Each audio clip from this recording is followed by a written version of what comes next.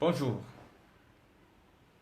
Aujourd'hui, je voudrais aborder avec vous un nouveau sujet, toujours en accord ou en rapport avec euh, le christianisme tel que nous le pratiquons aujourd'hui, les réalités que nous rencontrons. Je veux faire allusion, je veux parler de ces voix qui tuent. En effet, aujourd'hui, le domaine des révélations est devenu le plus prisé, malheureusement, par la jeune génération de croyants. Tout le monde a envie de recevoir une révélation, tout le monde s'extasie devant une révélation, tout le monde se lève sous l'impulsion d'une révélation parce qu'il l'aurait reçue, parce que Dieu lui aurait dit. Et justement, dans la foulée, on constate qu'il y a beaucoup de vies qui ont été détruites par des révélations qui se sont avérées finalement bizarres, dangereuses, fausses, inexactes. Qu'est-ce qui se passe? Il arrive aujourd'hui que nous ayons des personnes, des frères ou même des serviteurs de Dieu ou des ministres de culte qui vont se retrouver en train d'avoir par exemple des rapports sexuels avec une personne qui n'est pas leur épouse, ou alors aussi des femmes qui vont avoir des rapports sexuels avec un homme qui n'est pas leur époux, ou encore beaucoup d'autres choses, pas forcément de sexe, parce qu'une voix leur aurait parlé. Et le plus souvent, quand ces gens agissent, ils le font avec la conviction qu'ils sont en train d'obéir à Dieu. Comment se fait-il qu'aujourd'hui, on découvre le Dieu qui pousse à la fornication, le Dieu qui parle, qui demande à quelqu'un d'aller voler, le Dieu qui demande à quelqu'un de violer un enfant, d'enceinte une femme, le Dieu qui demande de faire ce que nous tous, nous savons que le christianisme, que l'amour fraternel ne tolère pas. Parce qu'en réalité, l'un des principes de l'amour fraternel voudrait par exemple que je n'aille pas avoir des rapports sexuels avec quelqu'un à qui je ne suis pas marié, par exemple. Pourquoi? Parce que je l'introduis dans le péché, je vais apporter beaucoup de dégâts dans sa vie. Donc comment comprendre qu'aujourd'hui les gens reçoivent des révélations qui les poussent justement à faire ces choses qui sont contraires même au christianisme, à la nature de Christ, à la nature même de l'esprit qui vit en nous. Mais il faut comprendre justement que dans une grande partie, dans une bonne mesure, ces personnes entendent effectivement une voix. Il y a une voix qui leur parle, mais le problème, c'est l'origine de cette voix. Cette voix n'est pas la voix de Dieu. Pourquoi? Il faut comprendre, il faut revenir à l'origine des choses. Ce n'est pas pour rien que, au départ, ce que l'apôtre Pierre a recommandé à ceux qui l'écoutaient, c'est de se repentir, de se convertir. C'est très important. Le fait de ne pas se convertir est pour beaucoup dans le flot de révélations pourries et toxiques que nous recevons aujourd'hui.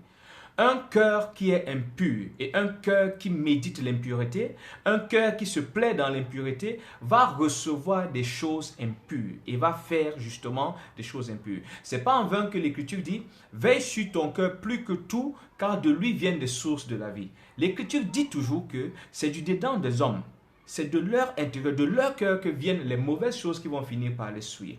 Donc, premièrement, il faudrait que nous comprenions que toutes les choses mauvaises que nos cœurs hébergent, que nous ne confessons pas, auxquelles nous ne renonçons pas, sont des semences de futures révélations. Lorsqu'une personne, par exemple, entretient en elle cette trop haute opinion d'elle, ne soyez pas surpris qu'à un moment, la personne reçoive des révélations qui lui disent qu'elle est au-dessus des autres, qu'elle est meilleure que les autres, ainsi de suite. C'est exactement ce qu'il y a au fond de son cœur. C'est ce qui sommeille au fond de lui. Vous remarquerez que des personnes qui sont de nature revancharde, qui sont toujours là à avoir cette envie que le mal soit systématiquement puni, ainsi de suite, lorsqu'il arrive que ces personnes reçoivent des dons de prophétie, vous observerez que c'est généralement des prophéties qui vont parler de frapper, qui vont parler de foudroyer, qui vont être funestes généralement.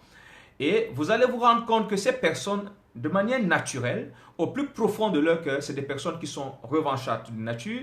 Et vous allez constater que c'est ce caractère qui se dégage des prophéties que ces personnes donnent. Donc, il faudrait que, avant, personnellement, j'encourage les gens, pour ceux même qui veulent aspirer aux révélations, essayez d'abord de vous rassurer que le récipient qui est votre esprit, le récipient qui est votre cœur, puisse avoir justement des dispositions qui permettent que de là, de ce fleuve, de cette source-là, sortent des eaux pures, des eaux fraîches qui vont apporter la vie et non des eaux qui vont apporter la mort. Donc, le cœur impur, le cœur inique va justement conduire à des révélations. Regardez quelqu'un qui, par exemple, a une forte propension au matériel, une forte dépendance à l'argent. Ne soyez pas surpris à un moment que cette personne reçoive une révélation qui va lui demander qui va l'inciter, ou alors à travers laquelle il vous demandera au nom du Seigneur de lui faire don de vos immeubles, de lui faire don de vos véhicules, de lui faire don de ceci ou de cela. Donc, c'est très important que chacun de nous examine son cœur et de prendre au sérieux ces recommandations de l'Écriture concernant notre cœur. L'homme bâtit de bonnes choses du bon trésor de son cœur. Comment est ton cœur? Les choses que tu entretiens, les choses que tu ne confesses pas, les choses auxquelles tu ne renonces pas, les choses auxquelles tu refuses de traiter, ces choses vont te jouer des tours. Elles vont revenir sous la forme de songes, elles vont revenir sous la forme de prophétie, de la forme de la voix intérieure que tu croiras être la voix de Dieu, et ces choses vont t'amener finalement dans la honte et dans la désolation. Combien aujourd'hui, par exemple, parce qu'ils ont succombé à la convoitise, et que de nature, c'est des individus dissimulés, qui n'ont jamais pris le courage de traiter de manière sévère, de manière ferme et non complaisante, ce penchant qu'ils ont justement à la convoitise. Aujourd'hui, le frère va tomber sous la convoitise d'une sœur, et puis paf, il a reçu la révélation que c'est sa femme. Et puis vous allez être surpris que lorsque peut-être le Seigneur, par les dirigeants ou par les circonstances s'oppose à ce projet, le même frère reviendra 2 ans plus tard avec une autre révélation sur une autre sœur, une autre révélation sur une troisième sœur, et ça va se faire de manière répétée. On le voit chez des frères, on le voit chez des sœurs. Et du coup, à la limite aujourd'hui, ça créait une sorte comment je vais dire, une sorte de phobie des révélations.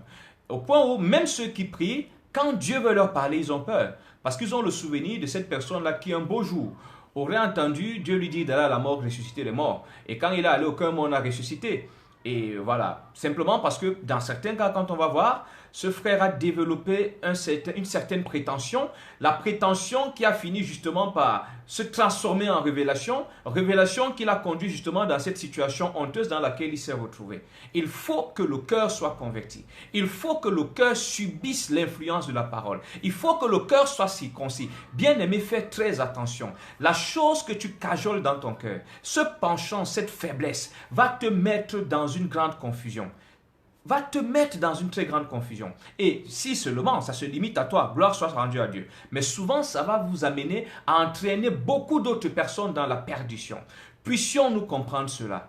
Pour faire simple, les révélations fausses, les révélations qui conduisent au scandale, ces personnes aujourd'hui qui sont devenues, à cause desquelles l'Église est devenue un sujet de moquerie, au nom des révélations, dans une bonne partie, ce n'est pas toujours parce que ces personnes manquent de foi, dans une bonne partie, ces personnes ont eu un souci avec leur cœur. Il y a des choses que ces personnes n'ont pas traitées, il y a des penchants que ces personnes n'ont pas traités, ces personnes ont manqué de souvent s'examiner et de s'examiner sans complaisance pour voir quelles sont les mauvaises dispositions qui sont en train de développer, et ces mauvaises dispositions sont devenues des révélations. Je crois que les témoignages, si on avait l'occasion, les témoignages, il y en aurait tellement. Mais je voudrais encourager quelques-uns qui vont suivre cette vidéo à nous partager leurs témoignages, leurs expériences de ces révélations, de ces voix qui tuent. Toutes les voix qui nous parlent ne sont pas de Dieu. Et l'un des moyens de pouvoir discerner, c'est d'abord de pouvoir examiner notre cœur. Parce que notre cœur, avec tout ce qu'il a comme travers, a tendance souvent à se faire entendre. Et on a l'impression que c'est Dieu qui nous parle. Soyons prudents, soyons sages, examinons nos cœurs et soumettons-les à la discipline de la parole pour le salut de nos âmes, mais aussi pour la paix et le salut des gens qui nous entourent. Demeurez bénis. Shalom.